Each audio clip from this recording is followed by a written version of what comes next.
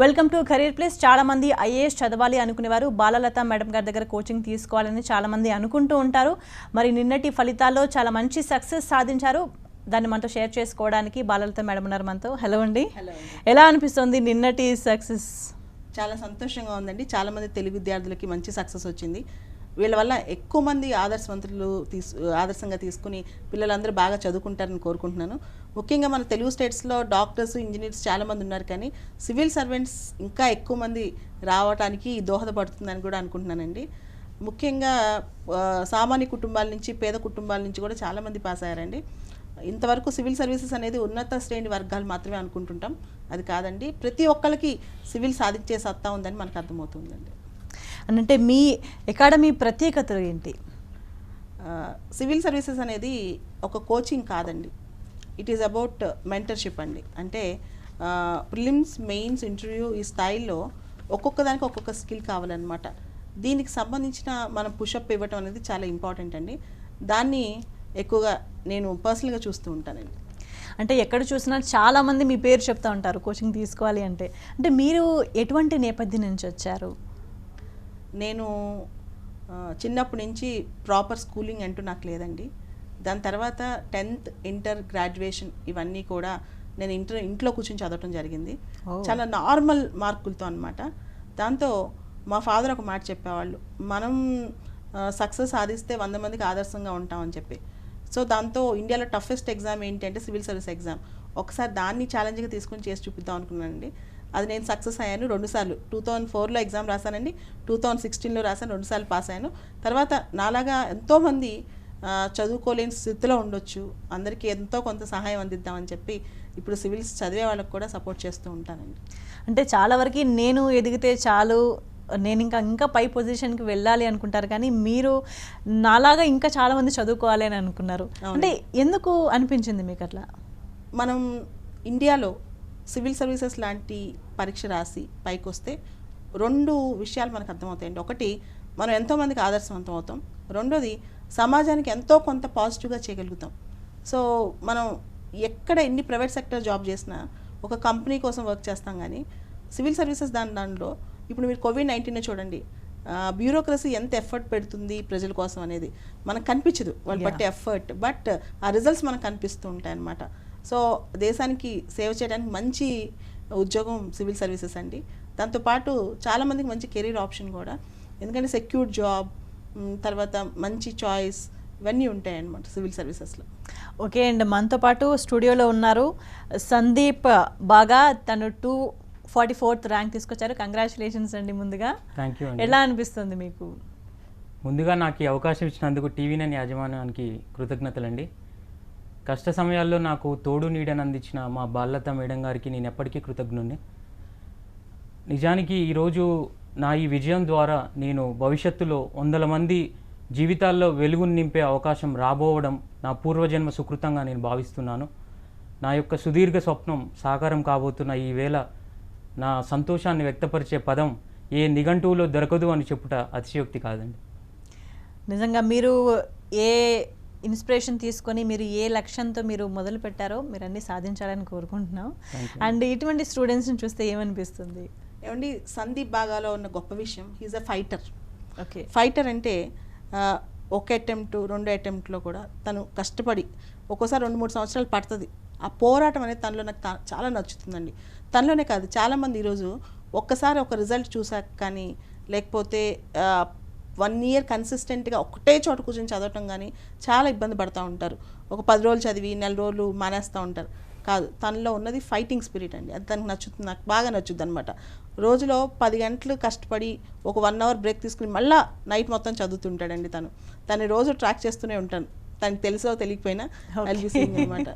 So he works very hard. వాళ్ళ friends కూడా నాకు నైట్ అంతా చదివారు, తను చదువుతూనే ఉంటాడు నైట్ అంతా.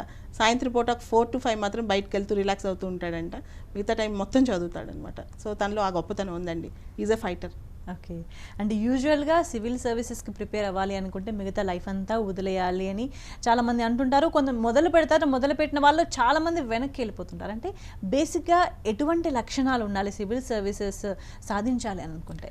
ఫస్ట్ ఫోకస్ అండి. ఒక విషయం మీద ఆ ఫోకస్ ఉండాలి.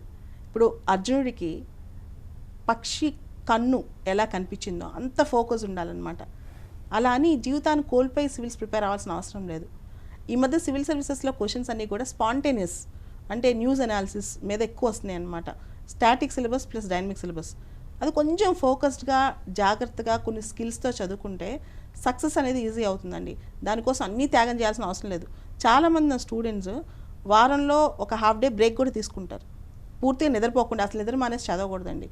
ఒక ప్రాపర్ టైం టేబుల్ మెయింటైన్ చేసుకోవాలి, నైట్ 6-7 అవర్స్ పడుకోవాలి, డే అంతా జాగ్రత్తగా ప్లాన్ చేసుకోవాలి, అప్పుడప్పుడు బ్రేక్స్ తీసుకుంటూ రిలాక్స్ అవుతూ చదువుకోవాలండి.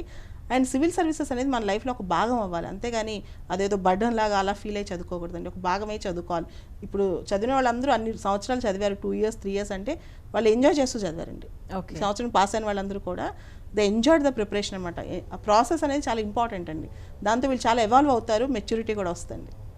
అండ్ సందీప్ గారు, అంటే మీరు ఈ చదవడం స్టార్ట్ చేసిన దగ్గర నుంచి సక్సెస్ విజయం సాధించేంత వరకు కూడా ఈ ఓవరాల్ ప్రాసెస్ ఏమనిపించింది, ఎలా అనిపించింది మీకు?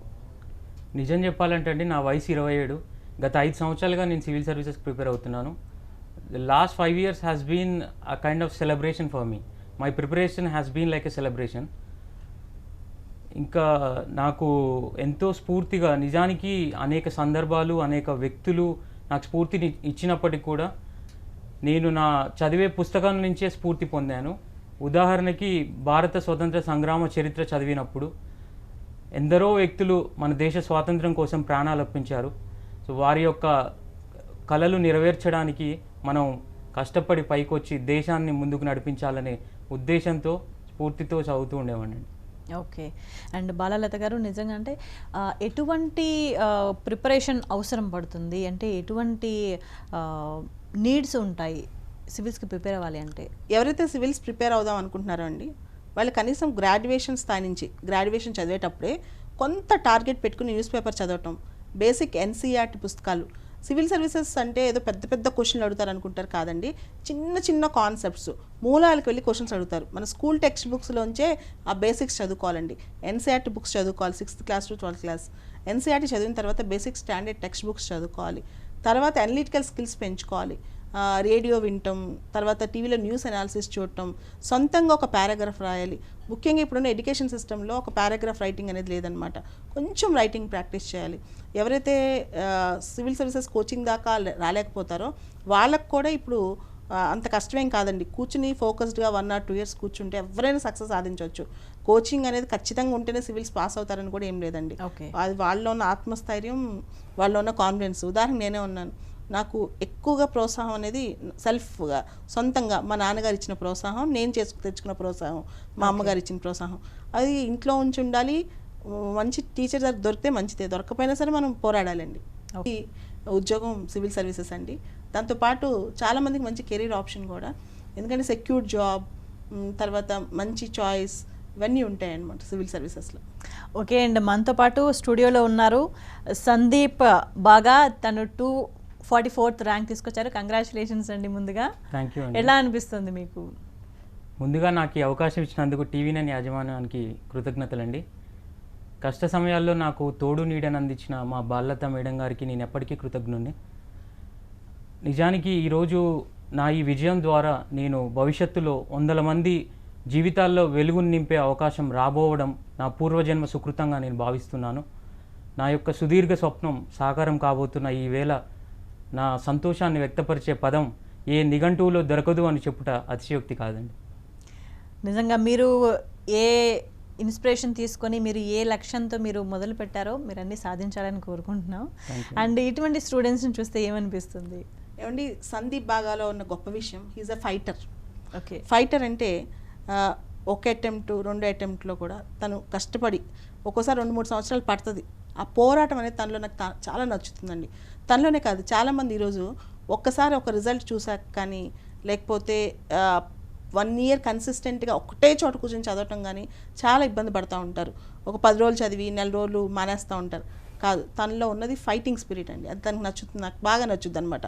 రోజులో 10 గంటలు కష్టపడి ఒక 1 hour బ్రేక్ తీసుకుని మళ్ళీ నైట్ మొత్తం చదువుతుంటాడండి. తను రోజు ట్రాక్ చేస్తూనే ఉంటాను. తనకు తెలుసో తెలియకపోయినా అనమాట. So he works very hard. వాళ్ళ ఫ్రెండ్స్ కూడా నాకు నైట్ అంతా చదివారు, తను చదువుతూనే ఉంటాడు నైట్ అంతా. సాయంత్రం పూట 4 to 5 మాత్రం బయటకు వెళ్తూ రిలాక్స్ అవుతూ ఉంటాడంట, మిగతా టైం మొత్తం చదువుతాడనమాట. సో తనలో ఆ గొప్పతనం ఉందండి. Is a fighter. ఓకే. అంటే యూజువల్గా సివిల్ సర్వీసెస్కి ప్రిపేర్ అవ్వాలి అనుకుంటే మిగతా లైఫ్ అంతా వదిలేయాలి అని చాలామంది అంటుంటారు. కొంత మొదలు పెడతారు, మొదలుపెట్టిన వాళ్ళు చాలామంది వెనక్కి వెళ్ళిపోతుంటారు. అంటే బేసిక్గా ఎటువంటి లక్షణాలు ఉండాలి సివిల్ సర్వీసెస్ సాధించాలి అని అనుకుంటే? ఫస్ట్ ఫోకస్ అండి. ఒక విషయం మీద ఆ ఫోకస్ ఉండాలి. ఇప్పుడు అర్జునుడికి పక్షి కన్ను ఎలా కనిపించిందో అంత ఫోకస్ ఉండాలన్నమాట. అలా అని జీవితాన్ని కోల్పోయి సివిల్స్ ప్రిపేర్ అవ్వాల్సిన అవసరం లేదు. ఈ మధ్య సివిల్ సర్వీసెస్లో క్వశ్చన్స్ అన్నీ కూడా స్పాంటేనియస్, అంటే న్యూస్ అనాలిసిస్ మీద ఎక్కువ వస్తున్నాయి అన్నమాట. Static syllabus plus dynamic syllabus. అది కొంచెం ఫోకస్డ్గా జాగ్రత్తగా కొన్ని స్కిల్స్తో చదువుకుంటే సక్సెస్ అనేది ఈజీ అవుతుందండి. దానికోసం అన్నీ త్యాగం చేయాల్సిన అవసరం లేదు. చాలామంది నా స్టూడెంట్స్ వారంలో ఒక హాఫ్ డే బ్రేక్ కూడా తీసుకుంటారు, పూర్తిగా నిద్రపోకుండా. అసలు నిద్ర మానేసి చదవకూడదండి. ఒక ప్రాపర్ టైం టేబుల్ మెయింటైన్ చేసుకోవాలి, నైట్ 6-7 అవర్స్ పడుకోవాలి, డే అంతా జాగ్రత్తగా ప్లాన్ చేసుకోవాలి, అప్పుడప్పుడు బ్రేక్స్ తీసుకుంటూ రిలాక్స్ అవుతూ చదువుకోవాలండి. అండ్ సివిల్ సర్వీసెస్ అనేది మన లైఫ్లో ఒక భాగం అవ్వాలి, అంతేగాని అదేదో బర్డన్ లాగా అలా ఫీల్ అయ్యి చదువుకోకూడదండి. ఒక భాగమే చదువుకోవాలి. ఇప్పుడు చదివిన వాళ్ళందరూ అన్ని సంవత్సరాలు చదివారు, 2 years 3 years అంటే వాళ్ళు ఎంజాయ్ చేస్తూ చదివారండి. ఓకే. సంవత్సరం పాస్ అయిన వాళ్ళందరూ కూడా దే ఎంజాయ్డ్ ద ప్రిపరేషన్ అనమాట. ఆ ప్రాసెస్ అనేది చాలా ఇంపార్టెంట్ అండి. దాంతో వీళ్ళు చాలా ఎవాల్వ్ అవుతారు, మెచ్యూరిటీ కూడా వస్తుంది. అండ్ సందీప్ గారు, అంటే మీరు ఈ చదవడం స్టార్ట్ చేసిన దగ్గర నుంచి సక్సెస్ విజయం సాధించేంత వరకు కూడా ఈ ఓవరాల్ ప్రాసెస్ ఏమనిపించింది, ఎలా అనిపించింది మీకు?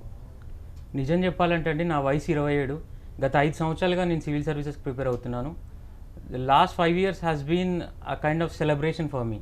My preparation has been like a celebration. ఇంకా నాకు ఎంతో స్ఫూర్తిగా, నిజానికి అనేక సందర్భాలు, అనేక వ్యక్తులు నాకు స్ఫూర్తిని ఇచ్చినప్పటికీ కూడా నేను నా చదివే పుస్తకం నుంచే స్ఫూర్తి పొందాను. ఉదాహరణకి భారత స్వతంత్ర సంగ్రామ చరిత్ర చదివినప్పుడు ఎందరో వ్యక్తులు మన దేశ స్వాతంత్రం కోసం ప్రాణాలు అర్పించారు. సో వారి యొక్క కలలు నెరవేర్చడానికి మనం కష్టపడి పైకొచ్చి దేశాన్ని ముందుకు నడిపించాలనే ఉద్దేశంతో, స్ఫూర్తితో చదువుతూ ఉండేవాడిని. ఓకే.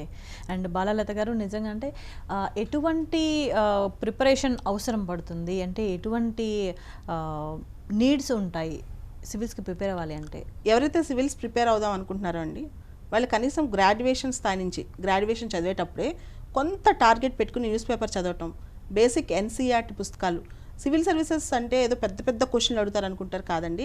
చిన్న చిన్న కాన్సెప్ట్స్, మూలాలకు వెళ్ళి క్వశ్చన్స్ అడుగుతారు. మన స్కూల్ టెక్స్ట్ బుక్స్లోంచే ఆ బేసిక్స్ చదువుకోవాలండి. NCERT బుక్స్ చదువుకోవాలి 6th class to 12th class. NCERT చదివిన తర్వాత బేసిక్ స్టాండర్డ్ టెక్స్ట్ బుక్స్ చదువుకోవాలి. తర్వాత అనలిటికల్ స్కిల్స్ పెంచుకోవాలి. రేడియో వినటం, తర్వాత టీవీలో న్యూస్ అనాలిసిస్ చూడటం, సొంతంగా ఒక పారాగ్రాఫ్ రాయాలి. ముఖ్యంగా ఇప్పుడున్న ఎడ్యుకేషన్ సిస్టంలో ఒక పారాగ్రాఫ్ రైటింగ్ అనేది లేదనమాట. కొంచెం రైటింగ్ ప్రాక్టీస్ చేయాలి. ఎవరైతే సివిల్ సర్వీసెస్ కోచింగ్ దాకా రాలేకపోతారో వాళ్ళకు కూడా ఇప్పుడు అంత కష్టమేం కాదండి. కూర్చుని ఫోకస్డ్గా 1 or 2 years కూర్చుంటే ఎవరైనా సక్సెస్ సాధించవచ్చు. కోచింగ్ అనేది ఖచ్చితంగా ఉంటేనే సివిల్స్ పాస్ అవుతారని కూడా ఏం లేదండి. అది వాళ్ళలో ఉన్న ఆత్మస్థైర్యం, వాళ్ళలో ఉన్న కాన్ఫిడెన్స్. ఉదాహరణ నేనే ఉన్నాను. నాకు ఎక్కువగా ప్రోత్సాహం అనేది సెల్ఫ్గా, సొంతంగా మా నాన్నగారు ఇచ్చిన ప్రోత్సాహం, నేను తెచ్చుకున్న ప్రోత్సాహం, మా అమ్మగారు ఇచ్చిన ప్రోత్సాహం. అది ఇంట్లో ఉంచి ఉండాలి. మంచి టీచర్ దొరికితే మంచిదే, దొరకపోయినా సరే మనం పోరాడాలండి.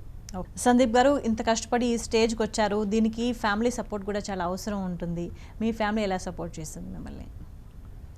నిజానికి మా అమ్మా నాన్న ఇద్దరు కూడా నాకు ఆర్థికంగా, నైతికంగా సంపూర్ణ సహకారం అందించారండి.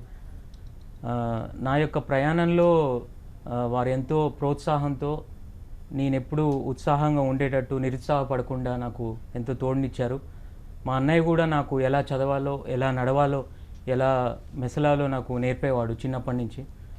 అంతేకాకుండా నా మిత్రులు, గురువుల పాత్ర కూడా చాలా ప్రశంసనీయమైనది.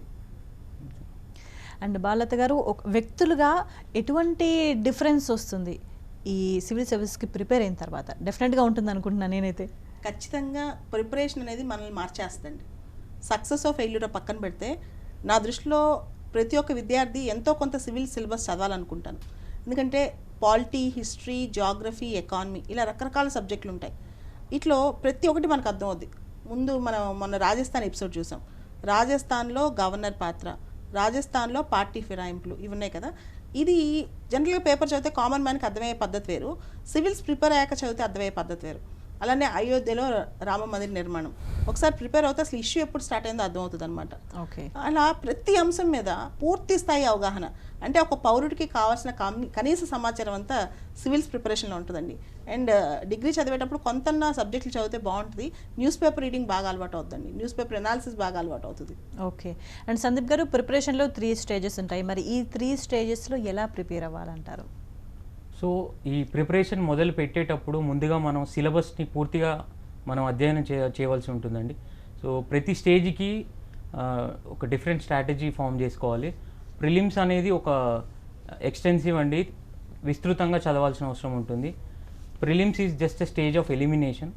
సో ఈ ప్రిలిమ్స్లో మనము ప్రీవియస్ క్వశ్చన్స్ చూస్తూ మన యూపీఎస్సీ డిమాండ్స్కి ఎలా రీచ్ అవ్వాలని క్వశ్చన్స్ ప్రాక్టీస్ చేస్తూ ముందుకెళ్ళాలి. With respect to mains answer writing చాలా క్రూషియల్ అండి. దాంతోపాటు స్టాటిక్ పార్ట్ని మరియు కరెంట్ అఫైర్స్లో వచ్చే 2 అనుసంధానం చేసుకుంటూ షార్ట్ నోట్స్ చేసుకొని ఎప్పటికప్పుడు రివైజ్ చేస్తూ ఆన్సర్ రైటింగ్ కూడా ప్రాక్టీస్ చేయాలి. ఆ ఆన్సర్ రైటింగ్లో నాకు బాలలత మేడం గారు చాలా హెల్ప్ చేశారు. నెక్స్ట్ ఈ వ్యక్తిత్వ పరీక్ష ఇంటర్వ్యూ వచ్చేసరికి దాంట్లో చదివేదానికన్నా అబ్జర్వేషన్ చాలా ఉంటుందండి. సో మన యొక్క వ్యక్తిత్వాన్ని మన ఆల్రెడీ ఉన్న వ్యక్తిత్వాన్ని మనం బయట పెట్టాల్సిన అవసరం ఉంటుంది. దానికి అద్దం ముందు ప్రాక్టీస్ చేయడం కావచ్చు, ఇట్లా డిబేట్స్ చూడడం మరియు అనుభవజ్ఞుల్ని కలవడం. ఈ విషయంలో మన తెలుగు రాష్ట్రాల యువతికి అదృష్టంగా రాచకొండ కమిషనర్ మహేష్ భగవత్ గారు ఎంతో సహకరించారండి. సో ఇలా ఓవరాల్ ప్రిపరేషన్లో 3 అంశాలు ఉంటాయి మెయిన్గా. 1 రీడింగ్, 2 రివైజింగ్, 3 రైటింగ్. ఈ మూడిటికి న్యాయం చేయగలిగితేనే సక్సెస్ వరిస్తుందని నేను భావిస్తాను. అండ్ బాలలత గారు, యూజువల్లీ అర్బన్ ఏరియాస్లో ఎక్కువగా అవకాశాలు ఉంటాయి అనేది అంటూ ఉంటారు. కానీ గ్రామీణ ప్రాంతాల నుంచి వచ్చే వాళ్ళకు కూడా, అంటే సివిల్ సర్వీసెస్ నేను కొట్టాలి దీన్ని అని అనుకుంటుంటారు. ఇది మనకి అందని ద్రాక్ష, మనకు దూరంగా ఉంటుంది అన్న ఫీలింగ్లో ఉంటుంటారు. అది నిజంగా అట్లా సిచ్యువేషన్ ఉంటుందా లేదా సింపుల్గా ఉంటుందా? నా దగ్గరికి వచ్చే వాళ్ళల్లో నేను అబ్జర్వ్ చేసిన స్టూడెంట్స్లో మనం మారుమూల పల్లెటూళ్ళలో ఉండే వాళ్ళంత కష్టపడే స్టూడెంట్స్ ఇంకెక్కడ చూడలేదండి. అర్బన్ బ్యాక్గ్రౌండ్ స్టూడెంట్స్ కన్నా రూరల్ బ్యాక్గ్రౌండ్ చాలా హార్డ్ వర్కింగ్ అండి. ఉదాహరణకి ఆదిలాబాద్ జిల్లా, శ్రీకాకుళం జిల్లా, విజయనగరం జిల్లా, అసలు వాళ్ళు చదువుతుంటే అండి, కరీంనగర్, అసలు ఇంత కష్టపడి కూడా పిల్లలు చదవగలరా అనేది నేనే ఆశ్చర్యపోతుంటాను అనమాట. సో రూరల్ బ్యాక్గ్రౌండ్ పిల్లలకి ఎక్కువ స్కోప్ ఉందండి సివిల్స్ పాస్ అవ్వడానికి. కానీ ఒక ప్రాబ్లం ఏంటంటే వాళ్ళకి సివిల్స్ అనే దాని పరీక్ష మీద అవగాహన తక్కువ. ఓకే. ఆ అవగాహన కనుక కల్పించగలిగితే మన మీడియా ద్వారా అందరూ కూడా దేశానికి ఎంతో కొంత సహాయంగా నిలవగలరండి. ఓకే. అండ్ థియరిటికల్గా ఎటువంటి స్కిల్స్ ఉండాలి అంటారు? సో ఫస్ట్ రైటింగ్ స్కిల్స్ ఉండాలి, తర్వాత ఎక్స్ప్రెషన్ స్కిల్స్ ఉండాలి, కొంచెం ప్రోయాక్టివ్నెస్ ఉండాలి. ఇంటర్వ్యూ ఉంటుందండి సివిల్ సర్వీసెస్లో. ఆ ఇంటర్వ్యూలో ఒక పర్సనాలిటీని, మన వ్యక్తిత్వాన్ని టెస్ట్ చేస్తారు. సో గుడ్ ఎక్స్ప్రెషన్ స్కిల్స్ ఉండాలి, ఒక బ్యాలెన్స్ ఆఫ్ మైండ్ ఉండాలి. తర్వాత ఎర్రాటిక్ డెసిషన్స్, ఎక్స్ట్రీమ్ స్టేట్మెంట్స్ ఇవ్వకూడదు. ఓకే. అంటే రేపొద్దున కల్లా ఇండియాని మార్చేస్తాను, రేపొద్దున కల్లా ఇండియాని అమెరికా చేస్తానంటే నువ్వు ఎక్కడున్నావు అని అడుగుతారండి. సో అలా కాకుండా బ్యాలెన్స్డ్గా, పాజిటివ్గా, డెమోక్రటిక్గా, నాన్ వాలెంట్గా, కాన్స్టిట్యూషనల్ రాజ్యాంగబద్ధంగా ఉండాలండి. ఓకే. అండ్ సందీప్ గారు, సక్సెస్ సాధించాలి అంటే ఓన్లీ ప్రిపరేషన్, హార్డ్ వర్క్ ఉంటే సరిపోతుందా, ఇంకేమైనా అవసరం అంటారా? సో ఈ సివిల్స్ ప్రిపరేషన్లో హార్డ్ వర్క్తో పాటు నా దృష్టిలో స్మార్ట్ వర్క్ అవసరం అండి. దానికి తోడు ఇంకా హార్డ్ వర్క్ కూడా అవసరం. So as far as smart work is concerned, మనం చదివేటప్పుడు ఇప్పుడున్న ఇంటర్నెట్ యుగంలో మనకు అనేక సోర్సెస్ ఉన్నాయి. So if we do not distinguish between what to read and what not to read, so we might get extinguished. So మనం ఏది చదవాలో ఏది చదవద్దు అనే దాని మీద దృష్టి పెట్టి షార్ట్ నోట్స్ చేసుకుంటూ డిఫరెంట్ ఆన్లైన్ ప్లాట్ఫామ్స్లో ఉన్న విషయాలను సేకరించి మనం అలా స్మార్ట్ వర్క్ చేయాలి. సో నేను హార్ట్ వర్క్ గురించి ఎందుకు ఇంత నొక్కి పలికి చెప్తున్నాను అంటే, మన మెదడులో ఎప్పుడైనా చెడు ఆలోచన వస్తే మన హృదయం దాన్ని సరిదిద్దే ప్రయత్నం చేస్తుంది. సో ఈ సివిల్ సర్వీసెస్కి ప్రిపేర్ అయ్యే వ్యక్తులు రేపు బాధ్యత గల స్థానంలో ఉండబోతున్నారు కాబట్టి ఆ వ్యక్తులు ఈరోజు ప్రిపరేషన్లో తయారవుతారు నా దృష్టిలో. సో ఈ హార్డ్ వర్క్ కనుక చేసినట్లయితే మనం ఈ ప్రిపరేషన్లో భాగంగానే మనం చాలా స్ఫూర్తి పొందొచ్చు, పుస్తకాల రూపంలోనే స్ఫూర్తి పొందొచ్చు. ఉదాహరణకి మాకు GS4లో ఒక టాపిక్ ఉంటుందండి, foundational values of civil servants అనే టాపిక్ ఉంటుంది. సో ఈ టాపిక్లో భాగంగా నేను మాజీ IAS కీర్తిశేషులు ఎస్ఆర్ శంకరన్ గారి గురించి చదివాను. సో వారు చేసిన దేశ సేవ, వారి యొక్క అద్వితీయమైన పరిపాలనా శైలి నాకెంతో స్ఫూర్తినిచ్చింది. అంతేకాకుండా నేను ఇందాక చెప్పినట్టు ఈ భారత స్వతంత్ర సంగ్రామంలో ప్రాణాలర్పించిన సర్దార్ భగత్ సింగ్ నాకు స్ఫూర్తిదాయకులు. దేశ ప్రయోజనాలు ముఖ్యం స్వప్రయోజనాల కన్నా అనే ఆయన యొక్క భావన నాకు ఎప్పుడూ స్ఫూర్తిగా నిలుస్తుంది. ఓకే. అండ్ బాలలత గారు, మీరు చాలా బ్యాచెస్ చూస్తుంటారు, మీ దగ్గర నుంచి చాలామంది సక్సెస్ అయ్యి వచ్చి ఉంటారు. అంటే ఎటువంటి డిఫరెన్స్ కనిపిస్తుంది స్టూడెంట్స్లో మీకు? స్టూడెంట్స్లో స్మార్ట్ వర్క్, ఇందాక మనం అనుకున్నట్టు ఇది ఈ పరీక్షకు కావాల్సింది ఏదో విపరీతంగా హార్డ్ వర్క్ చేయడం మాత్రమే కాదండి. దాన్ని ఏ విధంగా టెక్నికల్గా పెట్టుకొని చదువుకోవాలి, ఆ టెక్నిక్ తెలియాలి. స్కిల్ ఆఫ్ ద ఎగ్జామ్ అంటే క్వశ్చన్ పేపర్లో వచ్చే క్వశ్చన్ ఆన్సర్ చేయడం తెలియాలి. నాలెడ్జ్ ఎంతైనా ఉండొచ్చు, కానీ ఆ నాలెడ్జ్కి సరైన ట్రాక్ ఉండాలి. దానికి వీళ్ళు ఏం చేయాలి అంటే ఓల్డ్ క్వశ్చన్ పేపర్స్ తీసుకుని ఆన్సర్స్ చేయాలి. ఎవరైతే బాగా ప్రాక్టీస్ చేస్తారో వాళ్ళకి సక్సెస్ ఎక్కువ కనపడుతుంది అనమాట. డైరెక్ట్గా ఎగ్జామ్కి వెళ్ళి కూర్చుంటే అది కనిపించదు. స్మార్ట్ వర్క్, నేను చాలామంది పిల్లలు ఇది అబ్జర్వ్ చేస్తాను సక్సెస్ అయిన వాళ్ళలో. వాళ్ళు జాగ్రత్తగా తెలివిగా క్వశ్చన్స్ ఎలా రావచ్చో ఫోకస్ చేసి చదువుతారు. అంటే సివిల్ సర్వీసెస్ సిలబస్ అనేది ఒక పెద్ద సముద్రం లాంటిది. సముద్రం మొత్తం 2 ఏళ్లలోనో సంవత్సరంలో ఈదలేం, కానీ ఏ డైరెక్షన్లో వెళ్తే మనకి కరెక్ట్గా రూట్ దొరికిద్ది అనేది వాళ్ళకి తెలుస్తుంది. ఆ పల్స్ అనేది చాలా ఇంపార్టెంట్ అండి. ఆ పల్స్ పట్టుకున్న వాడిని ఎవరు ఆపలేరు. ఈ సంవత్సరం కాకపోతే వచ్చే సంవత్సరం పాస్ అవుతారు. ఎన్నిసార్లు కొట్టమన్నా తిరిగి మళ్ళీ ర్యాంక్ కొట్టగలరు అనమాట. అది తెలియాలి. అదే స్కిల్ అంటారండి. ఓకే. అంటే ఓవరాల్గా మొత్తంగా చూస్తే ఏ సబ్జెక్ట్ మీద ఎక్కువగా ఫోకస్ ఉన్న వాళ్ళు సక్సెస్ అవుతూ వస్తున్నారు దీంట్లో? పాత రోజుల్లో ఒకటే బ్యాక్గ్రౌండ్ ఉండేదండి, హ్యుమానిటీస్. ఇప్పుడు బీటెక్ చదివి కూడా 90% మంది సివిల్స్ పాస్ అవుతున్నారు. చాలామంది అంటారు మా అబ్బాయి బీటెక్ చదివాడు సివిల్స్ పాస్ అవుతారా అని. అసలు 100లో 90 మంది బీటెక్కేనండి. 100లో 90 మంది బీటెక్ వాళ్ళే సివిల్స్ కోసం వస్తున్నారు. సో కాబట్టి ఈ బ్యాక్గ్రౌండ్ ఆ బ్యాక్గ్రౌండ్ అని కాదు, ఏ బ్యాక్గ్రౌండ్ నుంచి వచ్చైనా. కాకపోతే ఇప్పుడు మనం ఆలోచించడానికి ఒక్క విషయం మాత్రం, ఎంత తొందరగా వీలైతే అంత తొందరగా మొదలు పెడితే మంచిదండి. ఎందుకంటే ఇయర్స్ వేస్ట్ చేసుకోకూడదు. ఎంతైనా ఎవరి లైఫ్లో అయినా యూత్ఫుల్ ఇయర్స్ చాలా ఇంపార్టెంట్ కదా. సో పిల్లలు ఏం చేస్తారంటే 2 ఏళ్ళు 3 ఏళ్ళు అలా వేస్ట్ చేసేస్తారు. అలా కాకుండా డిగ్రీ చదివేటప్పుడే సివిల్స్ ప్రిపరేషన్ స్టార్ట్ చేస్తే కనుక ఎంత తొందరగా వీలైతే అంత తొందరగా, సో తొందరగా డిగ్రీ అయిపోగానే పాస్ అయిపోయే అవకాశం ఉంటుంది. కెరీర్లో కూడా పైకి వెళ్తారండి. వాళ్ళు క్యాబినెట్ సెక్రటరీ స్థాయికి వెళ్ళినా ఆశ్చర్యపోక్కర్లేదు అనమాట, తొందరగా స్టార్ట్ చేస్తే. సో అదండి. అండ్ సందీప్ గారు, నెక్స్ట్ ఇంకా సివిల్ సర్వీసెస్ సాధించాలనుకునే వాళ్ళకి ఎటువంటి సలహాలు సూచనలు ఇస్తారు మీరు? మొదటిగా నేను ఒక విషయం చెప్పదలుచుకున్నానండి. సివిల్స్లో విజయం సాధించాలి అంటే ఆరాటం లేని పోరాటం చేయాలి. తొందరపాటు పనికిరాదు. ఒక సరైన వ్యూహంతో, మంచి ప్రణాళికతో, క్రమశిక్షణ అలవాటు చేసుకొని ఒక సంకల్ప బలంతో ముందుకు పోవాల్సిన అవసరం ఉంటుంది. అసలు మనం ఎందుకు సివిల్ సర్వీసెస్ రాయాలి, ఎందుకు ఐఏఎస్ కావాలి అనే ప్రశ్నకు సమాధానం దొరకగలిగితే వాళ్ళు ఏదో ఒక రోజు ఖచ్చితంగా సాధిస్తారనే భావన ఉంటుంది. అంతేకాకుండా వాళ్ళు చదివే చదువు కేవలం మార్కులకే కాదు, మార్కుల కోసం కాదు, మార్పు కోసం ఉపయోగపడాలి. వాళ్ళ చదువు దేశ దిశను నిర్దేశించేదిగా ఉండాలి. సో ఈ గెలవాలన్న తపన, గెలవగలన్న నమ్మకాన్ని ఉంచుకొని ముందుకెళ్తే ఖచ్చితంగా సివిల్స్ ఏదో ఒక రోజు సాధిస్తారు. ఉదాహరణకి ఇది ఒక ప్రయాణం లాంటిదండి. Civil services it's not a job, actually it's not a job. పేరులోనే సర్వీస్ ఉంది, అంటే సేవ. ఇది ఒక దేశ సేవ, ఇది ఒక సమాజ సేవ.